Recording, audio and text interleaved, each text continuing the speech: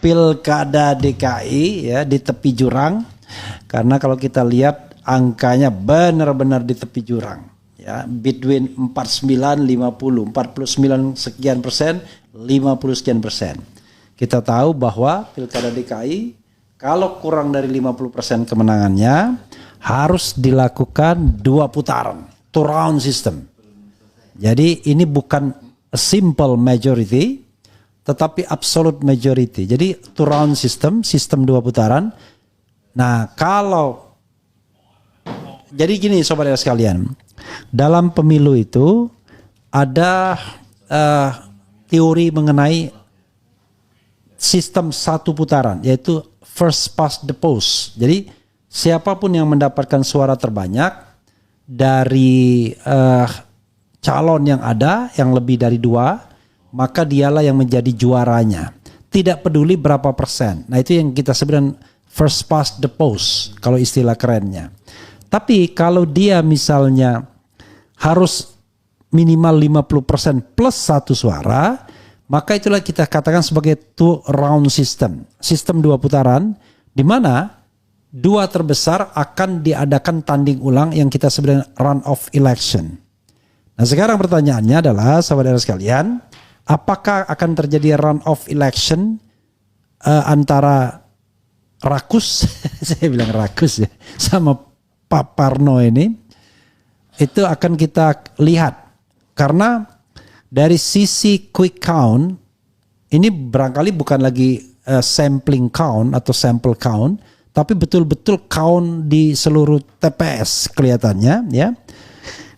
Sampai 99% dari sampel, sebenarnya masih sampel ya, nggak 100%, tapi itu sudah sangat representatif karena wilayahnya cuma Jakarta, tidak seperti pemilihan presiden seluruh wilayah Republik Indonesia. Nah, jadi sobat daerah sekalian, ini angkanya tipis-tipis betul ya. Memang margin of errornya itu biasanya cuma 1%-an saja, kecil untuk quick count seperti ini. Tetapi memang ini perbedaan memang between 0,5-1% saja. Coba tampilkan, kita lihat ya, misalnya tipis sekali perbedaannya. Kita lihat ini sayang nih, susah anunya, downloadnya masih agak lama ya. Oke, kita lihat ya. Kita lihat, nah ini ya.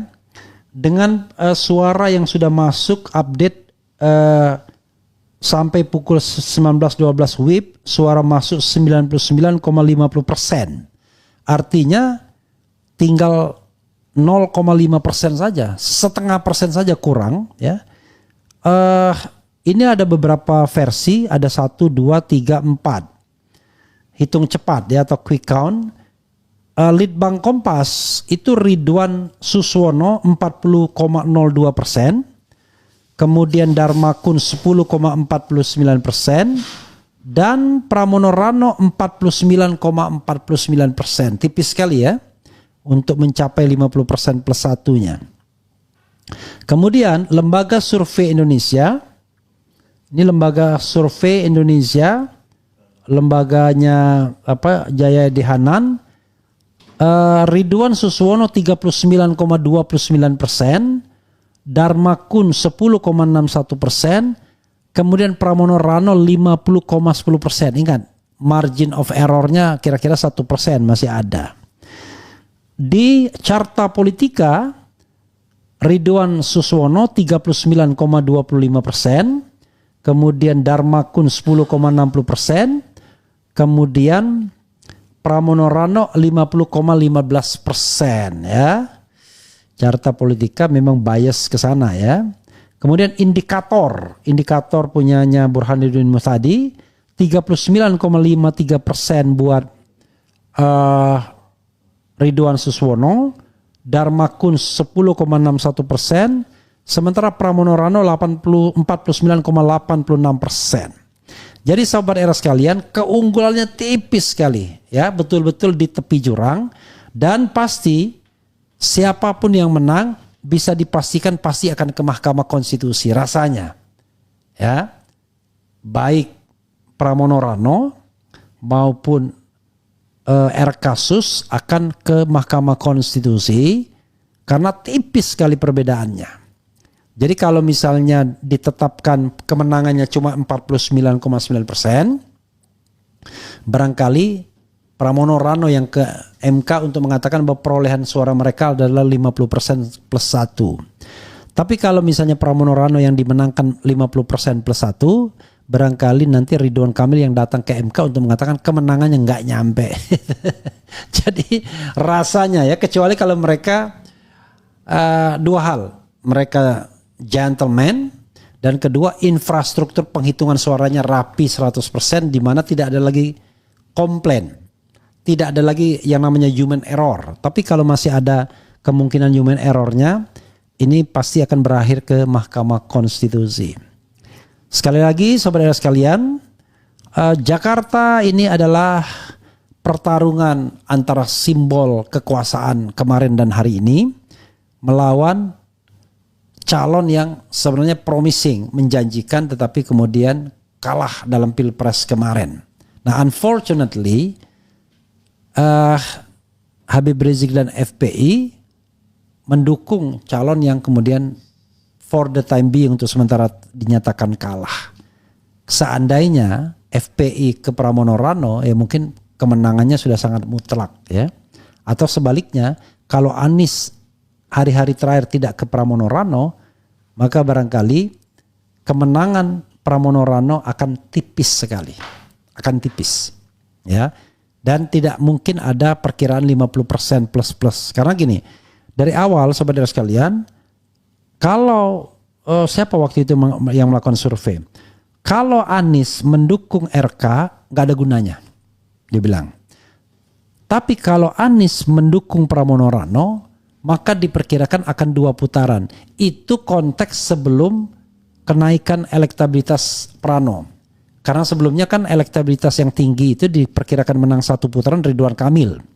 Tetapi kemudian seiring dengan kampanye dan lain sebagainya penolakan, Pramono Rano yang naik. Jadi konteksnya itu adalah bukan orang suka dengan Pram atau orang kenal dengan Pram, tetapi tepatnya orang tidak suka dengan Ridwan Kamil. Dan begitu Anies masuk ke Pramono Rano, maka anak-anak Abah paling tidak ya berapa persen masuk ke gelombang atau grup Pramono Rano. Sehingga Pramono Rano sekarang unggul. Jadi pilkada ini 2 saja sekarang kesimpulannya. Pramono Rano menang atau 2 putaran di antara Rakus dan Parno. Dan Darmakun selesai ya. Jadi Darmakun mau komplain apapun rasanya agak berat karena terlalu jauh dan barangkali ya sudah tinggal nanti negosiasi dengan salah satu pemenang, ya salah satu yang kalau terjadi 2 putaran ya tinggal negosiasi saja mau mendukung R kasus atau mendukung Pramono Rano. Itu biar tambah pusing nanti para pendukungnya ya. Atau jangan-jangan FPI balik mendukung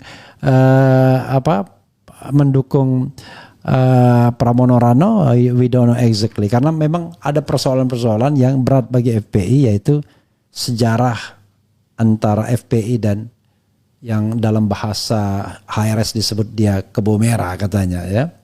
Karena sejarahnya adalah sejarah yang tidak enak bagi FPI. Jangan lupa FPI dibubarkan pada masa pemerintahan Jokowi yang front ya, ketika di-endorse ketika penopang utamanya masih PDIP, dan PDIP baru berpisah kira-kira 1 tahun sampai 1 tahun setengah terakhir ketika Jokowi tidak mengendorse calon dari PDIP tapi malah mengendorse calon Gerindra Prabowo Subianto, karena Prabowo menawarkan hal yang tidak ditawarkan Megawati, yaitu menjadikan Fufu Fapa sebagai wakil presiden. Dan terjadi ya, dengan kekuatan finansial menggerakkan state aparatus, maka kita tahu Prabowo yang memenangkan pertarungan. Tapi endorsement Prabowo dan Jokowi plus Habib Rizik di DKI ternyata tidak mempan menghadapi endorsement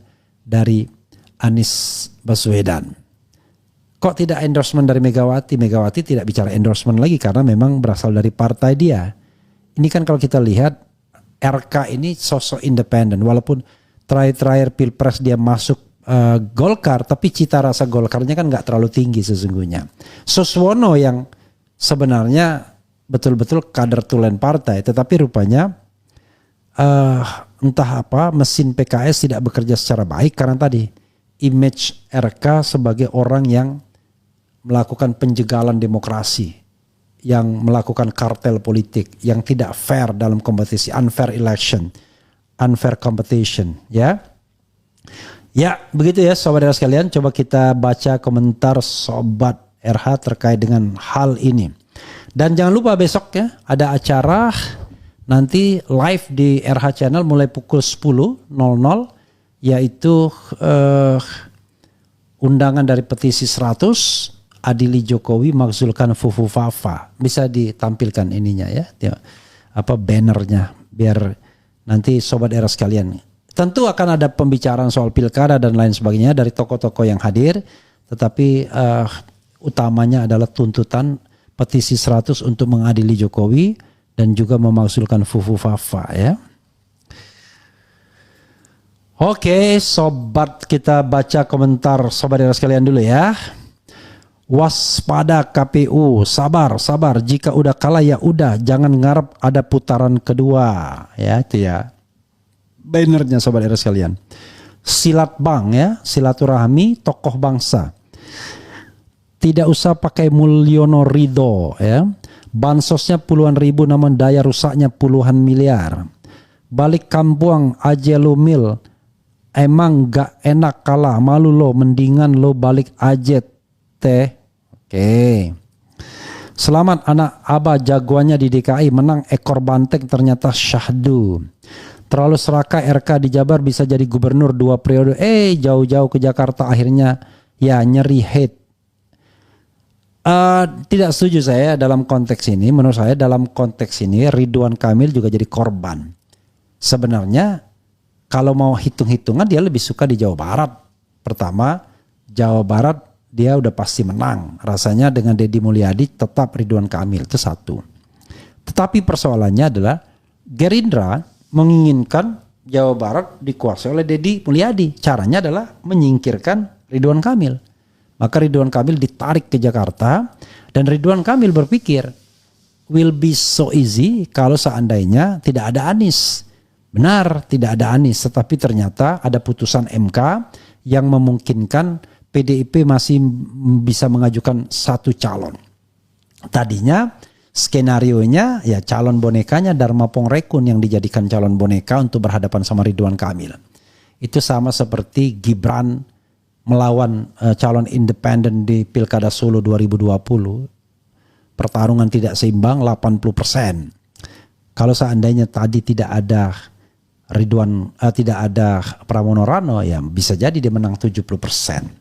Tapi sekarang beda ya, sudah berbalik. Tapi unfortunately cuma Jakarta saja. Daerah lain masih dimenangkan Mulyono, Sumut menang Mulyono, Jawa Tengah menang Mulyono, Jawa Timur menang Mulyono ya. Mulyono berpadu dengan Prabowo ya. Bang, gue akhirnya berubah pikiran dan memilih golput karena statement Ahok pagi tadi yang menyerang Anies tentang pilkada ayat mayat 2017. Ahok ini duri dalam daging dan jadi barter antara PDIP dan anak abah. Ya saya juga nggak tahu ya kenapa Ahok sepertinya terus-menerus dia menyerang Anies Baswedan. Padahal Anies menurut saya tidak juga mengambil keuntungan luar biasa dari pilkada DKI 2017 sesungguhnya. Tapi terus menerus Ahok seperti nggak selesai dendamnya. Padahal Mulyono jauh lebih kacau, lebih dahsyat ya. Bahkan apa yang dilakukan Prabowo pun juga ada daya rusak walaupun dia baru berkuasa sebentar ya.